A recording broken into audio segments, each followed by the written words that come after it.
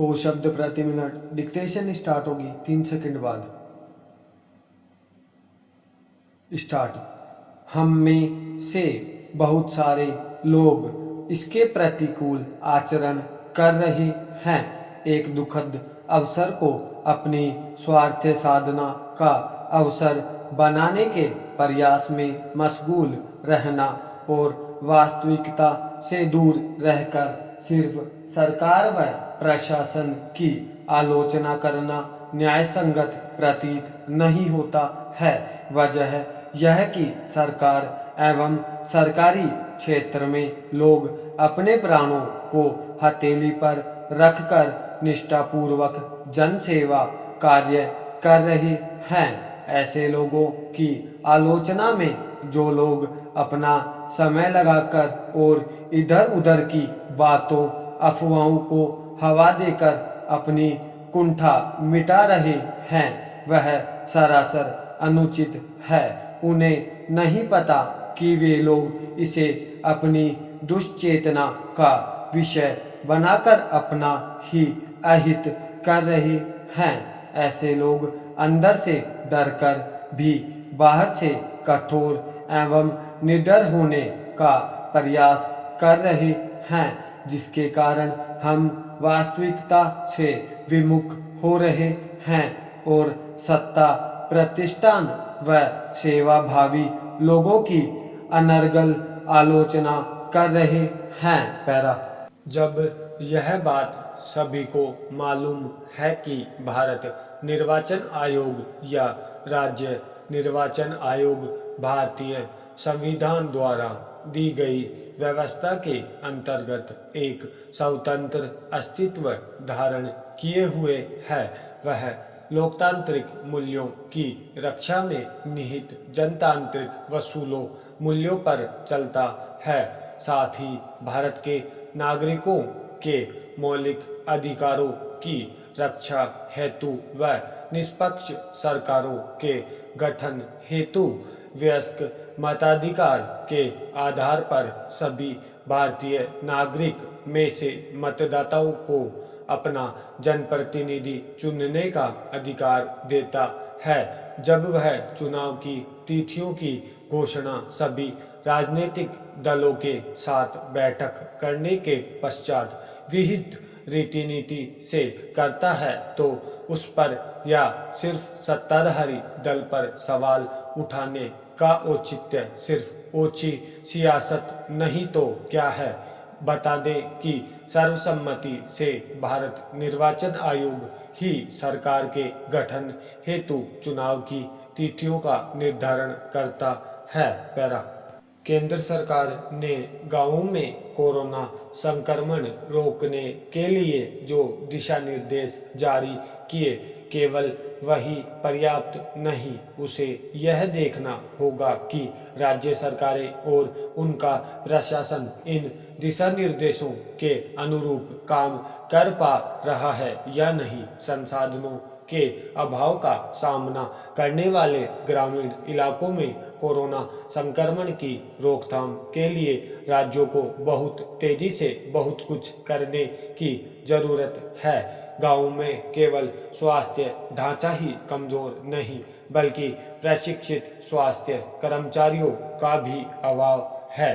Para. कायदे से बीते 1 वर्ष में इन कर्मचारियों को कोरोना संक्रमण से जूझने के लिए प्रशिक्षित कर दिया जाना चाहिए था, लेकिन लगता है कि ऐसा नहीं किया गया और इसलिए केंद्रीय स्वास्थ्य मंत्रालय को यह कहना पड़ा कि सामुदायिक स्वास्थ्य अधिकारियों को रैपिड एंटीजन टेस्टिंग के लिए प्रशिक्षित किया जाए। यह काम युद्ध स्तर पर तत्काल प्रभाव से करना होगा, क्योंकि समय कम है। गांवों में कोरोना संक्रमण न केवल पहुंच चुका है, बल्कि कहर भी ढा रहा है। देश में कुछ ग्रामीण इलाके तो ऐसे हैं जहां संक्रमण का असर शहरों से अधिक दिख रहा है। पैरा। यह ठीक है कि केंद्र सरकार लगातार उच्च संक्रमण वाले क्षेत्रों में घर घर टेस्टिंग पर जोर दे रही है, लेकिन समस्या यह है कि पर्याप्त टेस्टिंग किट उपलब्ध नहीं है।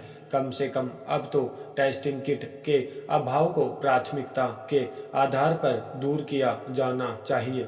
यह एक कठिन काम है, लेकिन उसे करना ही होगा, क्योंकि इसी के जरिए गांवों को कोरोना के कहर से बचाया जा सकता है। पैरा राज्य सरकारों के लिए यह भी आवश्यक है कि गांवों के उपेक्षित और अपर्याप्त स्वास्थ्य ढांचे को सक्षम बनाने के लिए कमर कसे। ज्यादातर ग्रामीण इलाकों में जो प्राथमिक एवं सामुदायिक स्वास्थ्य केंद्र हैं, उनकी दशा अच्छी नहीं।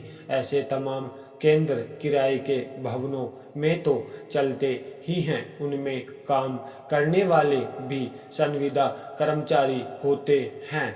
इस स्थिति के लिए राज्य सरकारें खुद के अलावा अन्य किसी को दोष नहीं दे सकती। उन्हें यह पता ही होगा कि लोक स्वास्थ्य उनके ही अधिकार क्षेत्र वाला विषय है। इस पर अब बहुत अधिक ध्यान देने की जरूरत है। राज्यों को इसके लिए भी सक्रिय होना होगा कि टीकाकरण की गति बढ़े, क्योंकि यह देखने में आ रहा है कि टीकों की उपलब्धता के बाद भी ग्रामीण इलाकों में अपेक्षित संख्या में टीके नहीं लग पा रहे हैं।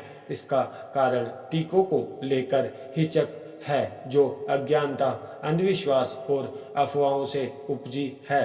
बेहतर हो कि राज्य सरकारें गांवों में टीकाकरण को लेकर नए सिरे से जागरूकता अभियान चलाए और टीका विरोधी तत्वों को हतोत्साहित करे। पैरा इसके आसार पहले से ही नजर आ रहे थे कि जितनी संख्या में प्रतिदिन टीके लगने चाहिए, उतने नहीं लग पाएंगे, क्योंकि पर्याप्त संख्या में टीके उपलब्ध ही नहीं है। निस्संदेह इसकी एक बड़ी वजह यही रही कि समय रहते उनकी उपलब्धता सुनिश्चित नहीं की जा सकी। यदि दिसंबर और जनवरी में ही अग्रिम राशि देकर बड़ी संख्या में टीके ऑर्डर दे दिए गए होते तो जो स्थिति बनी उससे बचा जा सकता था। शायद औरों की तरह टीकाकरण का काम देख रहे लोग भी यह अनुमान लगा पाने में नाकाम रहे कि